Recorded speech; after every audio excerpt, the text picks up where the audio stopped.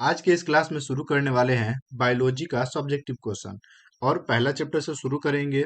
और पहला चैप्टर का नाम है जैव प्रक्रम।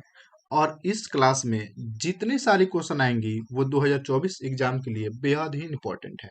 तो चलिए आगे बढ़ते हैं और देखते हैं पहला प्रश्न कह रहा है कि जैव प्रक्रम किसे कहते हैं।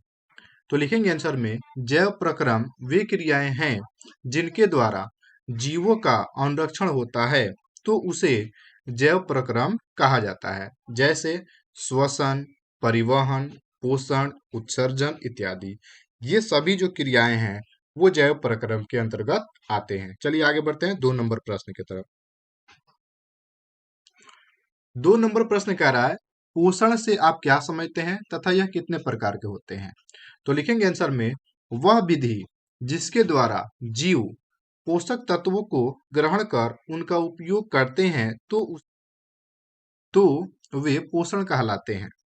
ये 2 प्रकार के होते हैं। पोषण जो होते हैं वो 2 प्रकार के होते हैं। कौन कौन जी? तो पोषण होते हैं, पहला स्वपोषण और दूसरा परपोषण। चलिए आगे बढ़ते हैं 3 नंबर प्रश्न की तरफ।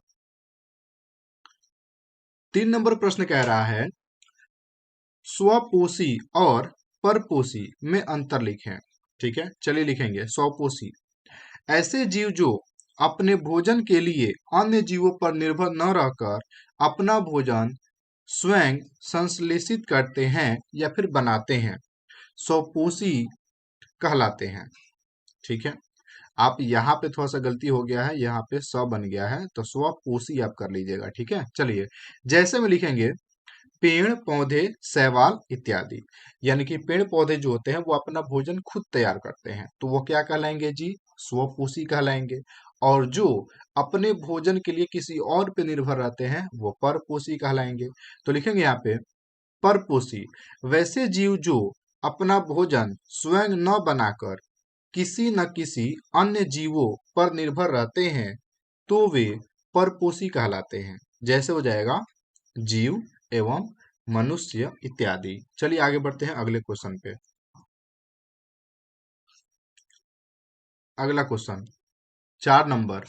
4 नंबर क्वेश्चन कह रहा है, प्रकाश संश्लेषण किसे कहते हैं, इसके लिए समीकरण लिखें। ठीक है, ये क्वेश्चन जो है ना बहुत ही इंपॉर्टेंट है, इस साल पूछेगा ही पूछेगा। चलिए आगे बढ़ते हैं। तो लिखेंगे उत्तर में, प्रकाश संश्लेषण हरे पेड़ पौधे द्वारा भोजन बनाने की एक विधि है जिसमें पौधे सूर्य के प्रकाश की उपस्थिति में वायुमंडल से CO2 एवं भूमि से खनिज लवण एवं जल ग्रहण कर अपना भोजन बनाते हैं। ठीक है, यानी कि पेड़ पौधे जो अपना भोजन बनाते हैं उसी प्रक्रिया को हम क्या कहते हैं? प्रकाश संश्लेषण कहते हैं। चलिए आगे बढ़ते हैं। लिखेंगे प्रकाश संश्लेषण के लिए 6CO2 प्लस 12H2O, तो ये आपस में मिल करके बन जाएंगे C6H12O6 plus 6O2 plus 6H2O। ये प्रकाश संश्लेषण के लिए एक समीकरण हो गया। ठीक है, यानी कि कार्बन डाइऑक्साइड और H2O। ठीक है, ये मिल करके क्या करते हैं? प्रकाश संश्लेषण की क्रिया के लिए एक समीकरण तैयार कर लेते हैं। ठीक है, चलिए आगे। 5 नंबर प्रश्न कह रहा है, प्रकाश संश्लेषण प्रक्रिया के लिए आवश्यक पदार्थ के नाम लिखें। ठीक है, तो लिखेंगे, प्रकाश संश्लेषण की प्रक्रिया के लिए आवश्यक पदार्थ निम्न है। पहला कार्बन डाइऑक्साइड, दूसरा जल और खनिज लवण, तीसरा सूर्य का प्रकाश और चौथा पर्णहरित या क्लोरोफिल। ठीक है, चलिए आगे बढ़ते हैं 6 नंबर प्रश्न की तरफ। 6 नंबर प्रश्न कह रहा है, सजीव के मुख्य 4 लक्षणों को लिखें। सजीव के मुख्यतः 4 लक्षणों को लिखना है। तो लिखेंगे उत्तर में, सजीव के मुख्य 4 लक्षण निम्न प्रकार हैं। पहला प्रजनन, दूसरा श्वसन, तीसरा चलन या फिर गति और चौथा वृद्धि या फिर विकास। ठीक है, चलिए आगे। 7 नंबर प्रश्न कह रहा है, कोई वस्तु सजीव है, इसका निर्धारण करने के लिए हम किस मापदंड का उपयोग करेंगे। तो लिखेंगे उत्तर में, यानी कि कोई वस्तु जो है वो सजीव है या फिर निर्जीव है, तो यहाँ पे जो है ना 7 नंबर में पूछा गया है कि कोई वस्तु जो है वो सजीव है, उसको हम कैसे बताएंगे। ठीक है, कि वो सजीव वस्तु है। ठीक है, तो लिखेंगे उत्तर में, यदि कोई वस्तु सजीव है तो उसमें सजीवों के लक्षण जैसे श्वसन, उत्सर्जन, जनन, पोषण, वृद्धि इत्यादि होगा। यानी कि अगर कोई वस्तु जो है वो सजीव है तो वह सांस लेगा, उसमें हीट उत्पन्न होगा, उत्सर्जन होगा, जनन भी हो सकता है, पोषण भी हो सकता है, वह बढ़ भी सकता है, वृद्धि भी हो सकता है। इन सभी के लक्षण यदि दिखेंगे तो हम उसको मानेंगे कि यह सजीव है। ठीक है, चलिए आगे बढ़ते हैं, 8 नंबर प्रश्न को देखते हैं।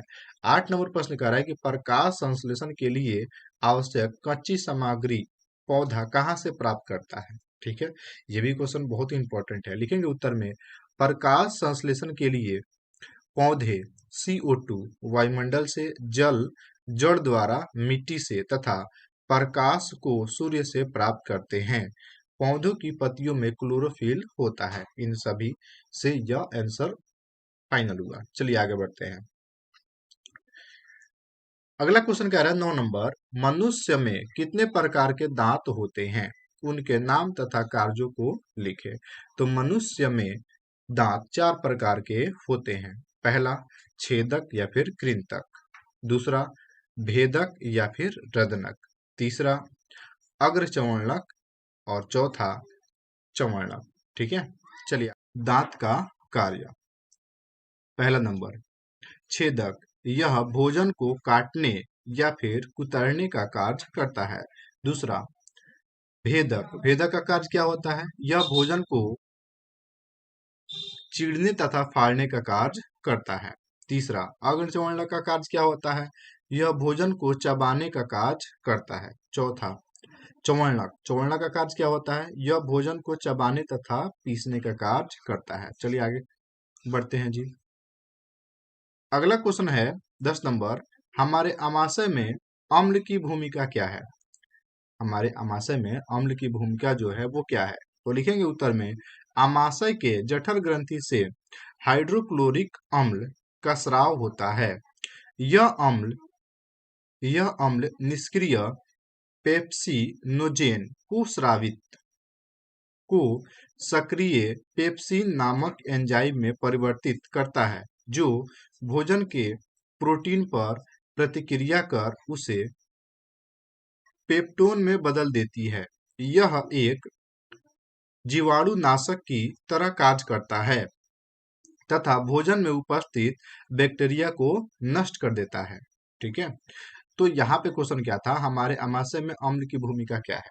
यानी कि हमारे आमाशय में अम्ल की भूमिका ये है कि जो भी हम खाना खाते हैं उसमें जितने सारे बैक्टीरियाज होते हैं उनको खत्म करके और जो अच्छे पदार्थ होते हैं उसको हमारे बॉडी तक पहुंचा देता है। ठीक है, चलिए आगे। अगला क्वेश्चन है 11 नंबर, पित्त क्या है, मनुष्य के पाचन में इसका क्या महत्व है।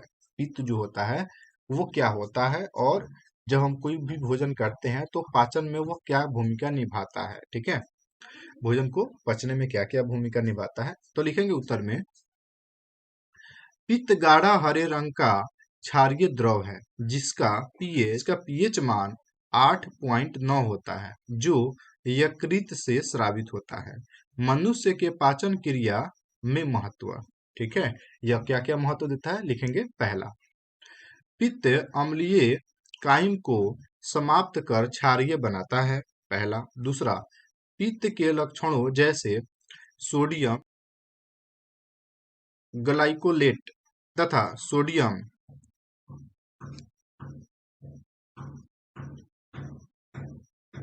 टाटोकोलेट भोजन के जटिल वसा का विखंडन तथा पायसीकरण कर देते हैं। 12 नंबर क्वेश्चन कह रहा है कि पाचक एंजाइम का क्या कार्य है। पाचक जो एंजाइम होता है उसका क्या कार्य है। लिखेंगे उत्तर में, पाचक एंजाइम भोजन के विभिन्न पोषक तत्वों को जटिल रूप से सरल रूप में बदल कर घुलनशील बनाता है ताकि यह आसानी से पच सके। ठीक है, यानी कि पाचक एंजाइमों का कार्य क्या होता है, जो भी बड़े बड़े भोजन हैं उनको छोटे रूप में बदलना। ठीक है, बदल करके ताकि क्या हो, वह घुल सके, मिल सके और वह आसानी से पच सके। जैसे कार्बोहाइड्रेट का माल्टोस में बदलना। ठीक है।